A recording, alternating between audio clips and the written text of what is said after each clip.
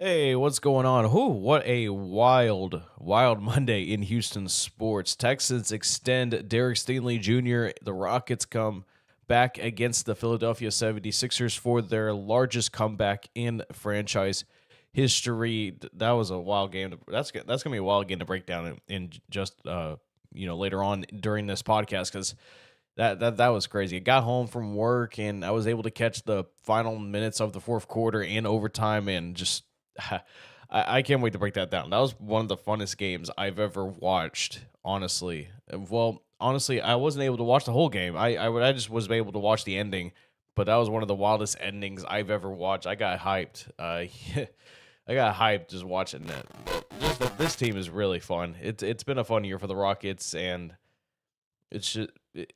I'm hoping it gets better. I'm hoping it ends in them winning a playoff series. And we got also some news today with Houston sports. The Houston Astros will throw out Lance McCullers Jr. in the Grapefruit League game at 5:05 p.m. Central Time on Space City Home Network. We'll talk a little bit about that, and then we're gonna kind of circle back around with the Texans, talk about the old line.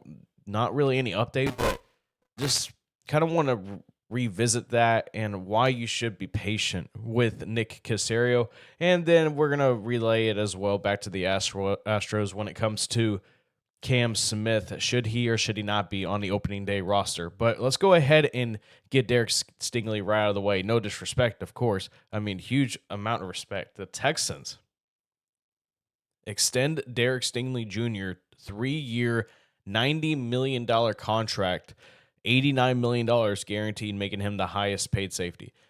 And here is Darius Butler on the Pat McAfee podcast, former NFL safety, on Derek Stingley and how he compares to the rest of the NFL when it comes to his position. Derek Stingley Jr. He's a little different. Even as talented as that LSU 2019 team was, a lot of people that you talk to in that building around that program said that this is the guy. This is probably the best guy on the roster, and he's lived up to it. Outside of injuries that kind of plagued him throughout his college career and then early on in his NFL career, but he's been healthy. He hit his stride last year, been a first-team All-Pro, 5 interceptions, played all 17 games. He could do everything. He could play off. He could play man. You can leave him on an island. He can come up and tackle, but his ball skills, I think, separate him from the pack. Patrick Surtain Jr., Defensive Player of the Year, phenomenal technician, can do everything as well. J.C. Horn, once again, another guy who, if he stays healthy, he'll continue to be one of the best DBs in the league. But Derek Stingley Jr., him and Patrick Surtain right there, 1A, 1B as far as best cornerbacks in the league, bro. And you heard it from an NFL veteran himself. I believe Derek Stingley Jr. deserves it. Just the way that he performed last year, the way he stayed healthy ever since the midpoint of the 2023 NFL season. If you all remember, he was out for quite a long time. You could say pretty much half of the season. And people started wondering, like, did Nick Caserio make another wrong choice when it comes to the draft? Obviously, you had Kenyon Green, which we'll get to later on in the show when it comes to the Texans rebuilding that O-line. But back on topic, 3 years, $90 million, $89 million guaranteed. And please don't ask me why $1 million of that is not guaranteed. I'm gonna really just guess, folks, that it's incentive based or performance based, whatever you want to call it. I'm not a cap expert. I'm never gonna claim to be, because that is just a lot of math. I'm a mass communication major.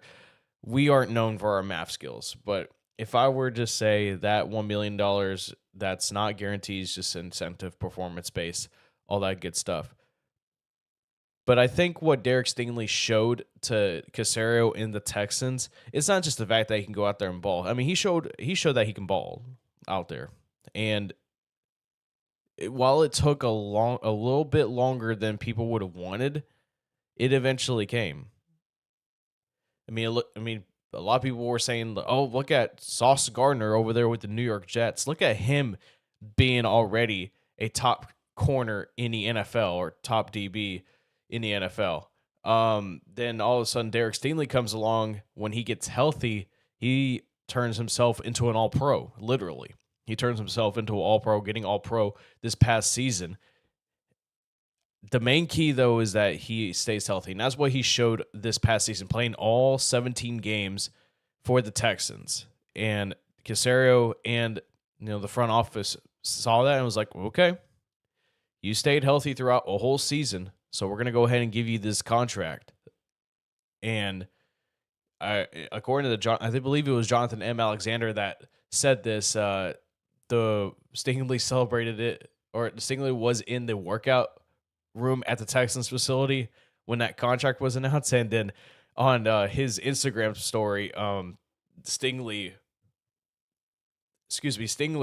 he had a crawfish boil going on, and man, that song made me hungry. I'll tell you what, I could go for some crawfish right now, but anyway, it's I'm glad for Derek Stingley Jr. I was a big believer in him at the beginning. I felt it just felt like when people want, I mean, not everybody, of course, but it seems like there's this point that every rookie these days has to succeed immediately or you're a complete bust. No one cares anymore. It's just really all about time. And this is kind of going to be a lesson later on in the show when it comes to Nick Caserio rebuilding that old line. But Stingley's basically a lesson that you need to be patient, and then you'll see whether these guys that come out of the draft will work out or not. And right now, Derek Stingley is proving that he is working out as long as he stays healthy, because that's going to be the main key when it comes to this deal. Obviously, and with any big contract, it's up to if the player can stay healthy, because when he is healthy, he's just a master at his craft. I mean, it's like he can sometimes telepathically know where the receiver is going before the receiver even runs, the route that he wants to. Stingley's like ball skills as well, using his hands to break up passes, getting up there, his athletic ability, just his ability overall to stay with receivers, and seeing how athletic receivers are nowadays. You need a guy like Stingley in your defense, in your secondary, to keep up. I mean, you see what the Bengals done when they extended both Jamar Chase and T. Higgins. Those guys are dogs. Those guys are really good. You need a really good corner on your defense to cover either one of those guys. And luckily for the Texans, they have two of those guys potentially. Mentioned Derek Stingley, you have Kamari Lassiter on the other side, and he probably will be due for an extension if the Texans see fit in a few years. I mean, that's a few years down the line, so we don't have to worry about it. And another awesome thing about this contract, folks, with that 3-year extension and plus the rest of his rookie deal, the LSU Tiger will remain a Texan through 2029, not becoming a free agent until 2030. So the Texans have locked down a lockdown corner for the rest of the decade. And this decade is the best opportunity for the Texans to finally bring home a Super Bowl trophy, a Lombardi trophy, to the city of Houston. We're going to step aside and take a break. When we come back, we will recap the Rockets' win over the 76ers. That is up next here. I still no name for this show and or podcast, but we'll be right back regardless. Keep it locked in right here. We're back right here on, again, no name for this pod or whatever. But before I recorded this segment right here, the folks on the First Take on ESPN posed this question: are the Rockets contenders or pretenders this season? And that's a weird question because they're not. I don't think they're ready yet to make some kind of push. They still need somebody. So you could say that there's pretenders. I think that's kind of a weird label to be put on such a young team that still is not ready to make the move to be competing for an NBA Finals championship. But hey, the Rockets getting some attention on this Tuesday morning, and rightfully so. They won an absolute thriller against the Philadelphia 76ers on Monday, 144-137 victory to cap a 7-game homestand in which they went undefeated. 7 games in a row they have won after last night, and it comes without no hardship, of course. I mean, the Rockets just, man, they looked absolutely terrible to begin that game. They gave up 78 points in the first half. 78 points in the first half, and that is something that Ime Udoka is not happy about, to say the least. We'll play a bit of audio in a little bit about how the team got too comfortable with going up against a Sixers team where it had, I think I read somewhere, I hope I didn't get NBA Central or anything like that, but it was that 97% of the Sixers payroll was on the bench hurt.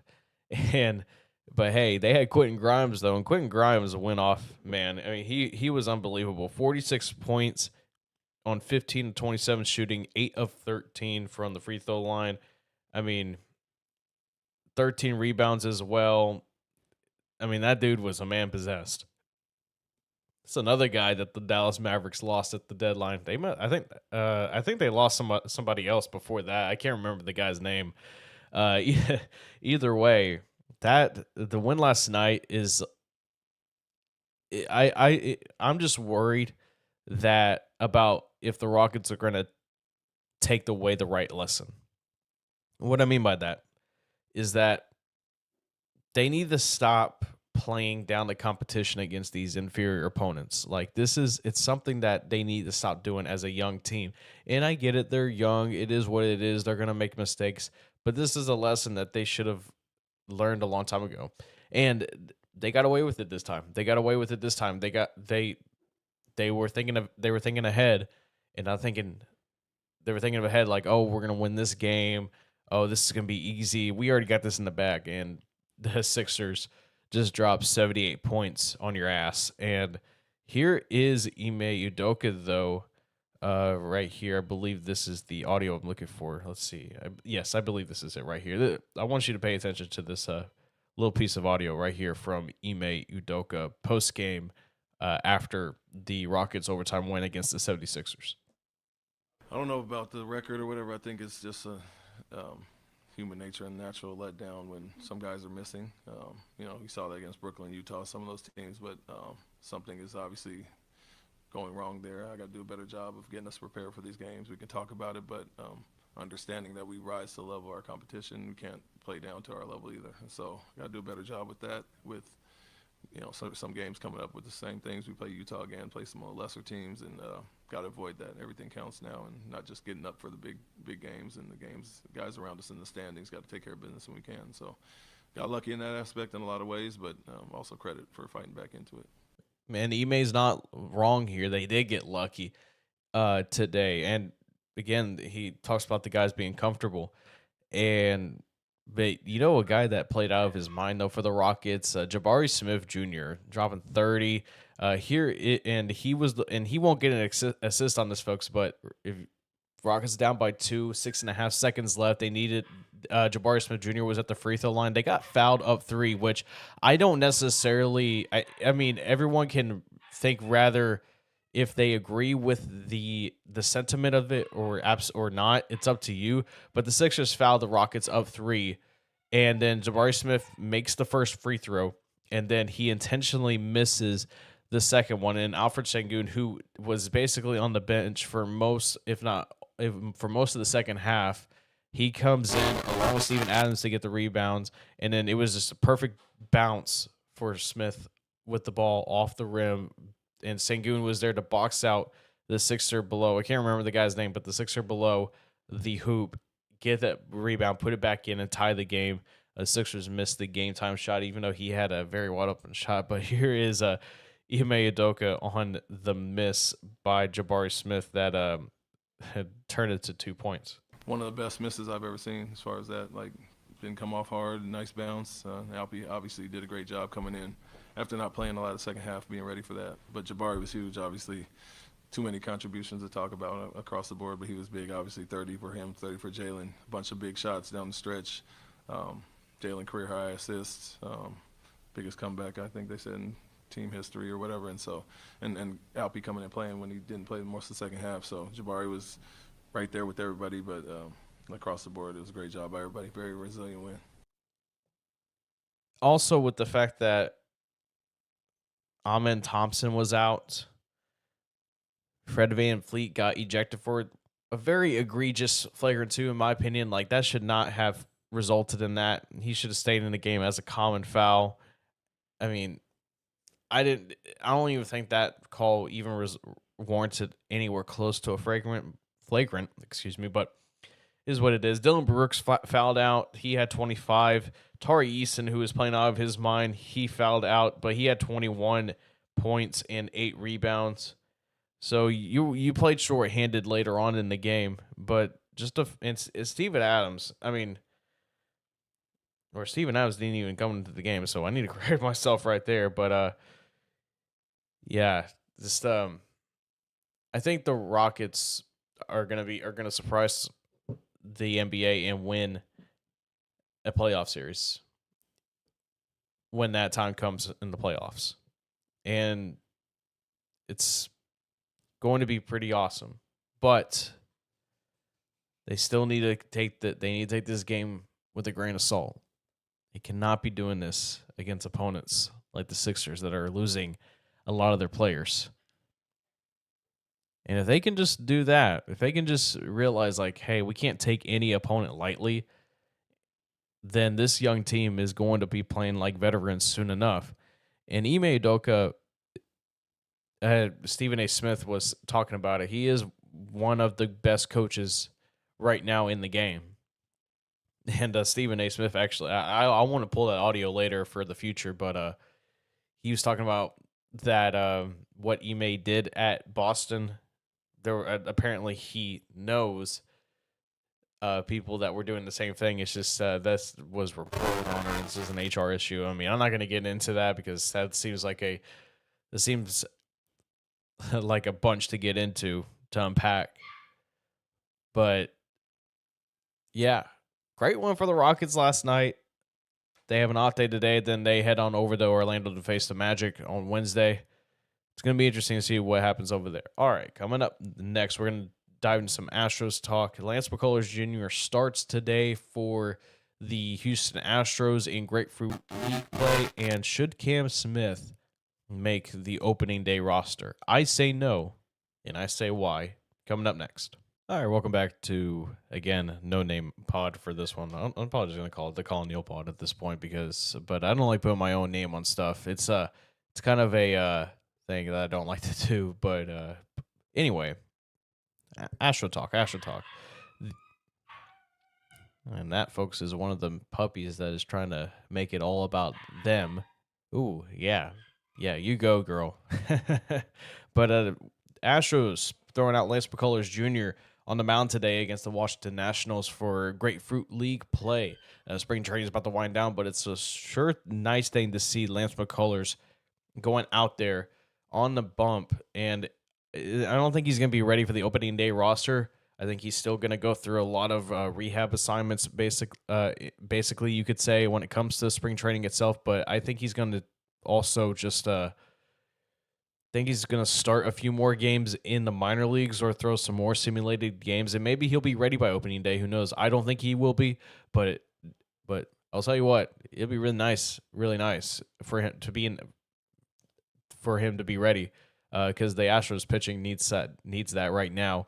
But it's going to be awesome to see LMJ out there for the first time since the 2022 postseason when he got absolutely shellacked by that Philadelphia Phillies lineup in Game 3 of the 2022 World Series. But also don't forget what he did in the ALDS against the Seattle Mariners when he threw that absolute 6-inning scoreless gem that in that game that ended up being an absolute marathon of a game that lasted it felt like forever.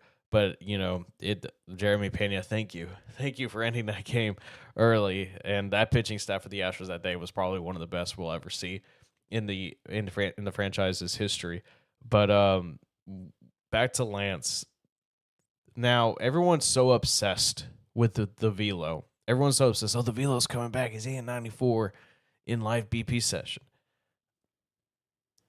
to be honest, I'm not really worried about the velocity as much as I feel like I should be. I'm more worried about his command as a whole.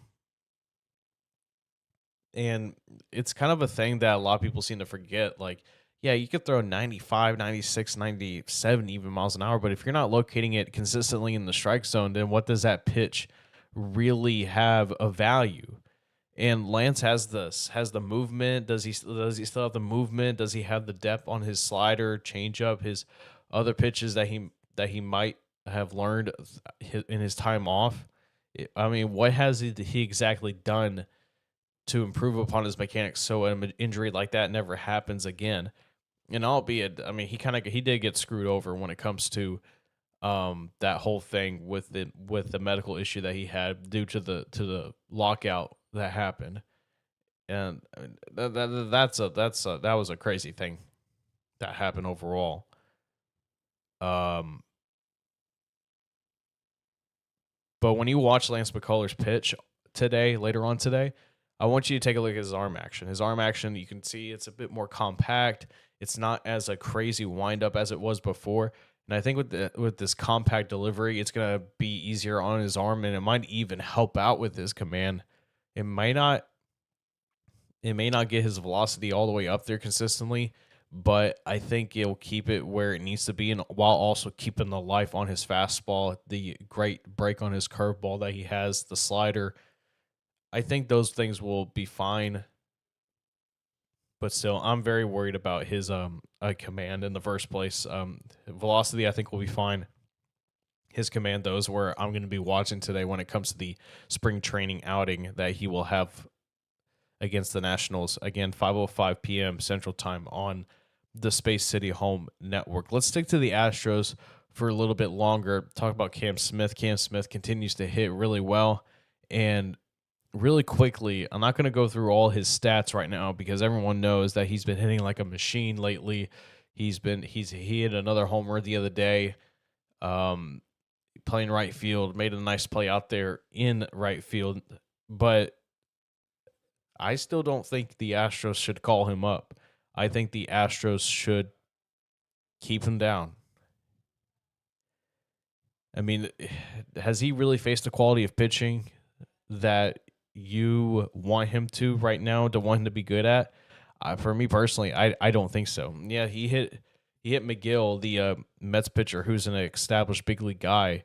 He hit him. He hit that home run off of them, albeit an opposite field home run that on a pitch he was late on and that just barely got over the wall.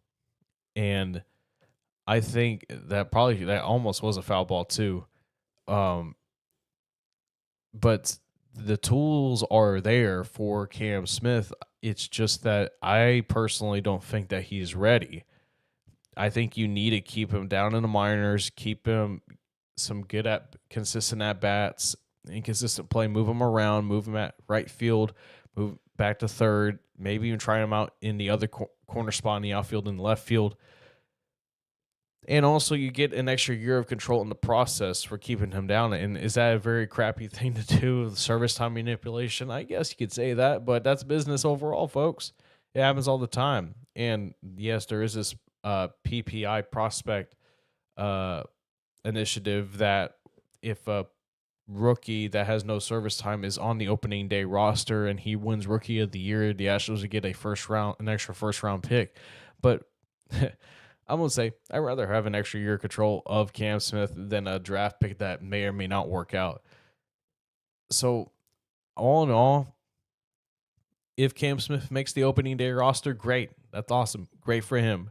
But I think the right move right now for the Astros to do is to not rush him like they did Joey Loperfido.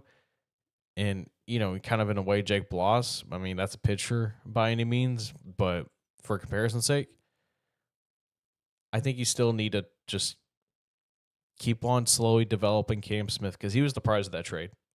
It wasn't Paredes. It wasn't Hayden Wesneski. It was Cam Smith. That was the prize right there, folks, for Kyle Tucker. And it feels like that Dana Brown. I believe what Dana Brown's doing right now. I think he knows what he's doing. Yes, has he made some weird decisions that you're kind of shaking your head at. Yeah, absolutely. But I think with this one,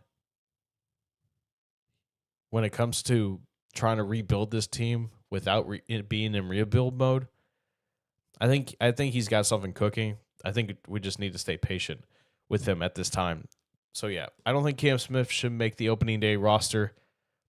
Great player, potentially, but as of now, you need to keep him down to develop him. And then when the time's right, he'll get the call. But right now is not the time, in my opinion. All right, one final segment coming your way. We're going to revisit the Texans' offensive line and why you should also be patient with Nick Caserio. That's next. All right, we're back for one final segment. Before we get to the O-line, I kind of want to play this piece of audio. This is from Stan Monson, a PFF guy. He on his the 33rd team pod. Yeah, that's right. And he had this to say about how Caden Bullock.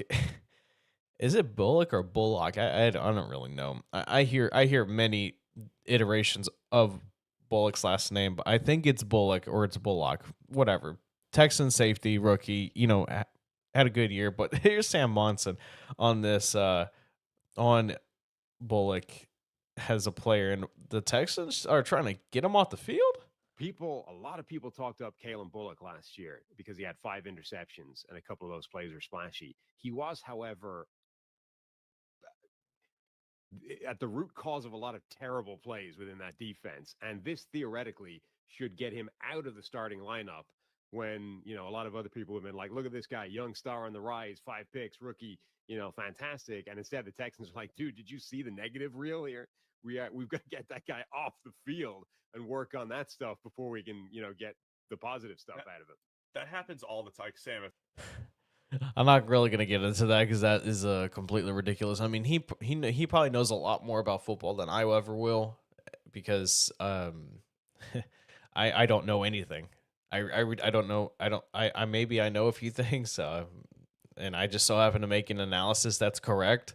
But wow, a rookie making rookie mistakes. Whoa. What a concept that is. I don't know. I thought that was funny. I thought that was hilarious. I thought that was just a crazy take. And I don't know. You can kind of tell that he doesn't. This is kind of an observation, but he definitely wasn't. He definitely didn't know what the heck he was talking about. If it seemed like. But all right. To end off this show, gonna revisit the Texans O-line, and we're gonna recap real quick. So. Cutting Shaq. So they cut Shaq Mason to begin. It was reported by Fox Sports NFL insider Jordan Schultz. By cutting Mason, the Texans save $9 million in cap space for the 2025 season. Now, for the 2025 season, a key point there is that they don't save it as a whole. It's not like, $9 million, boom, we're off the hook of that. It's just it was originally going to be a $14.6 million cap hit, but the money's now going to get spread out over over this year and next, to where $9 million of it is not going to be on this year. It's going to be the next year where it's going to hit the cap. But the money won't be available until June 1st. So I wonder what Caserio is going to do with that, or if there's a way to bounce around it. So I feel this was an idea that was proposed quite a lot in the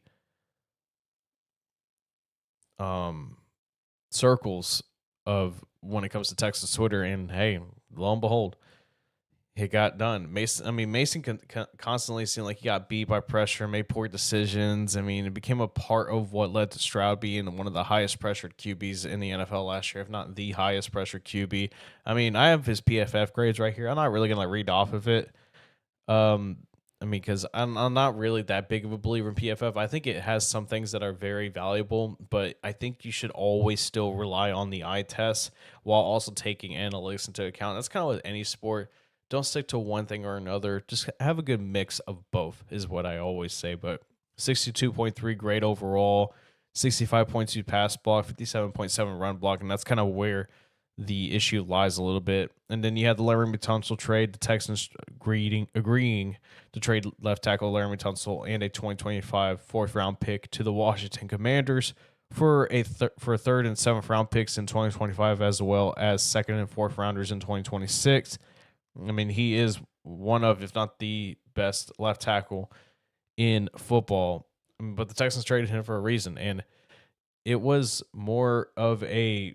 I look at all this as more of a reset of a position group that desperately needed it, and I'll get more into that in just a little bit. Especially with that Albert Breer article that came out. That was a interesting article. That was a little weird. And then finally, the Texans trading Kenyon Green to the Philadelphia Eagles for C.J. Gardner-Johnson and a 2026 sixth rounder. They received those two things, and then they sent over a fifth rounder along with Kenyon Green to Philly, the defending Super Bowl champions. I mean, this was a shocking trade. Not a lot of people realize like how much of a failure that Kenyon Green had become as a former overall 15th pick. I mean, 38.6 overall grade in PFF is just not good, folks. I mean, and the tape showed that. I mean, the Texans get a guy that is proven provides more safety depth as they make a defense much more scary while getting rid of Kenyon Green. I mean, this is a win-win, no doubt. A win-win for the Texans, what they've done. And then Jeff Stoutland turns Kenyon Green into like some sort of Hall of Famer, and it's just like, well, darn it. But I'm not really going to lose sleep over that either way. I think he'll be fine. I mentioned Albert Breer article. This is kind of an excerpt I read from it, and I think this is what kind of got a lot of people, it did get a lot of people like, what? Crazy. Tunsil to be cleared. And this is from the Albert Breer's article. Quote unquote, Tunsil, to be clear, is well liked in the Texans building. That said, he isn't a tone setter. In the offensive line room in Houston last year went the wrong way, becoming, quote, borderline toxic, which adds to context to the trade of Kenyon Green and a release of Shaq Mason. That's part of why the Texans figured they probably wouldn't give him a third top-of-the-market extension in 2026 after having paid him in 2020 3 years, $66 million. And again, in 2023, 3 years, $75 million. And there was some really questioning behind that. And here's James Palmer on Underdog Fantasy TV, I think it is. He said this, and so he said he's been hearing the same thing as well. There's not a lot of grinders in that line room. Obviously, CJ wasn't getting protected the way that he wanted to. And then the trade happens, and I'm like, whoa. If you got a bad offensive line, why are you trading the best player on your offensive line? Like, that is a top-tier tackle. I want to preface this first. They didn't get better as an offensive line.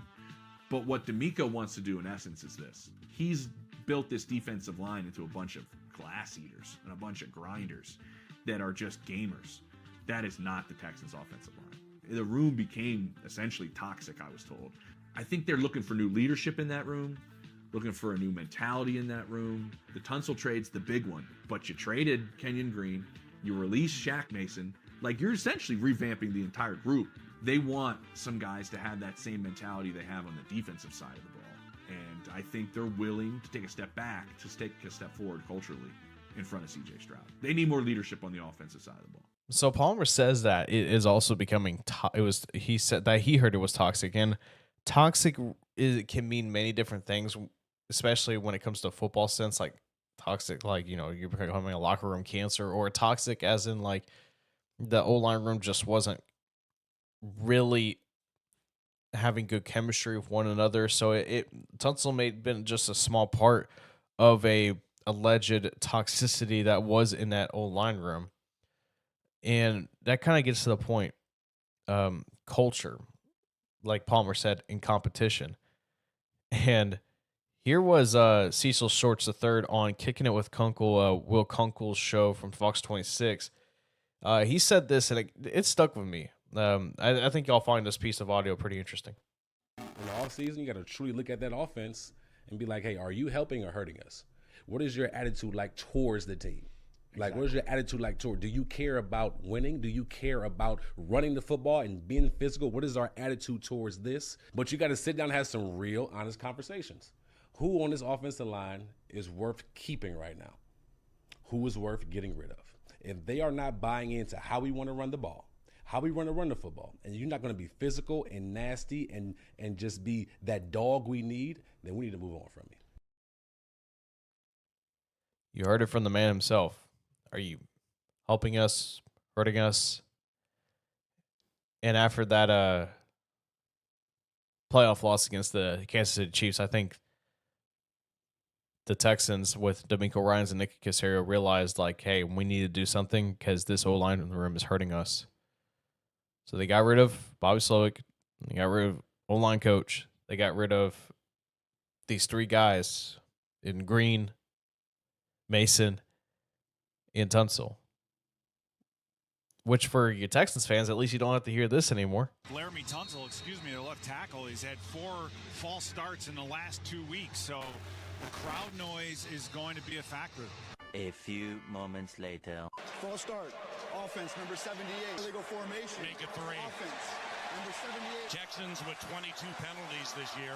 Stroud, 3rd and 14. There we go. Tunsil did it again. Laramie Tunsil did it again. What in that? False start. Offense, number 78. Yes. It's a 5-yard penalty. It's still 3rd down. Illegal formation. Offense, number 78. He did it again. His penalties decline. Wow. It's 4th down. He did it again. Illegal formation. Say 78. Offense, number 78 was not on the line of scrimmage. That is 5 penalties called against Laramie Tunsil. Offense, number 78. 78, there it is. It's 3rd down. Holy cow, with this left tackle for the Houston Texans, all they do is commit penalties. First and foremost, he should go up to Laramie Tunsil. And just to make sure he's okay. Paul Allen on the Vikings radio network. This is a video compilation from the Texans loss against the Minnesota Vikings this past season. I found it on Twitter. A skull rant, I believe, is the Twitter handle I found it from. But I just found out that was hilarious. Like, dang, that game was that was not a good look for Laramie Tunsil. But that's a part of how he was hurting the Texans in a way when it comes to, pre-snap penalties. Like, it is a coach. It makes coaches livid. I can imagine. It makes us fans livid. Us people that are that cover the team, that watch them, support them the way we can. It's just tough watching that. And I think the Texans got tired of it and they decided to move on, went another direction. But culture needed reset, and I think Nick Caserio came in with this and like, hey, I want to bring my own guys, and he seems to like Cole Popovich too, who was the assistant O-lines coach. I have no reason to believe that he won't be a bad coach. I've heard good things about him, but I'm more of a wait and see guy when it comes to new coaching hires. And with Nick Caserio, I'm going to be waiting and seeing. I like the hire, but I'll wait and see. Additional notes with the offensive line, they signed Laken Tomlinson, 1 year, $4.25 million deal. And then the Texans traded a 2026 6th-rounder for Ed Ingram with Minnesota. So they got some experienced guys. They got some veterans on that line that are going to be wanting to battle for spots to prove themselves. And I think it's kind of like the same philosophy when it comes to the offensive line. They bring in veterans, or not the offensive line, the defensive line. They bring in veterans, guys that are scrappy, that are wanting to prove themselves on a 1-year deal. And this, I think you're going to get the best out of these guys. And here's the thing, folks. You don't need an all-pro line, offensive line. You don't. You don't need studs. You don't need studs when it comes to like, oh, they have to be all-pro, they have to be Pro Bowl. You can have studs that don't have those accolades.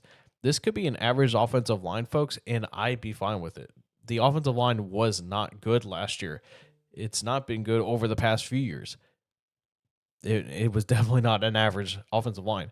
But when it comes to the Texans with the weapons that they have on offense with C.J. Stroud, Joe Mixon, Christian Kirk now on the outside with Nico Collins, have to wait and see what other receivers they bring in. And with how Mixon ran last year, you don't need a great offensive line. You just need something that's average to where all 5 guys on that line are on the same page, that know what they're doing, that have each other's backs, that have their quarterbacks back, and just go out there and play some football. That the guys that are not worried about anything else but going out there and playing football. And with these veterans coming in, Ingram and Tomlinson, I think these guys are going to be really good for the team in the long run. We'll break down their film in like later videos. I'm not going to really put them in pods. But we'll make them videos. I'm thinking about breaking them down their film, just looking at them as a guy that knows nothing about breaking down offensive linemen, but people are getting mad now that Caserio has not made any other moves along the offensive line. I think he's going to be making some moves in the draft. I think maybe, who knows, he gets a guy or two in when it comes to trading. Maybe. But I'll tell you what, to end things off, stay patient with Nick Caserio. Has he made some bad draft picks? Absolutely. Has he made some weird decisions? Absolutely. But what else? What's like the big reasoning as to why we should not be patient with Nick Caserio? Look what he did after 2023 season. After the 2023 season, where he basically got that defense rebuilt and made them one of the scariest defenses in the NFL. And he made them scarier too with getting rid of an all lineman that not a lot of people wanted anymore for C.J. Gardner-Johnson, who's making that safety room much better with Bullock out there. And Bullock gets a veteran that he can learn under, a guy who's been through it all, who's won a Super Bowl, faced some really good offenses. I don't see how Nick Caserio has lost this offseason. I think they're having a really good offseason so far. And I'm saying that in mind to where I hope Nick has this plan, Caserio does, to where he's basically going to do the same thing with the O-line as he did with the defensive line and get guys in there that want to prove themselves, that are scrappy, that go in there, do the hard work, not worried about anything else. Because we see that on the defensive line too. Guys that are in there, they buy into what the Texans believe when it comes to the culture. That swarm mentality. And I think you'll be fine. So right now, let's stay patient with Caserio. He hasn't given us a reason to not be. And, the words ring true. Let Nick cook. That'll do it for me here. Keep it locked in right here on this no-name pod, Collin Neill show, whatever it is. But I've been your host, Collin Neill. And remember, the Astros throw out Lance McCullers today against the Washington Nationals for his first in-game action since 2022, nearly 2.5 years. So keep an eye on that, and we'll break it down tomorrow. It's going to be fun. Y'all keep it real, folks.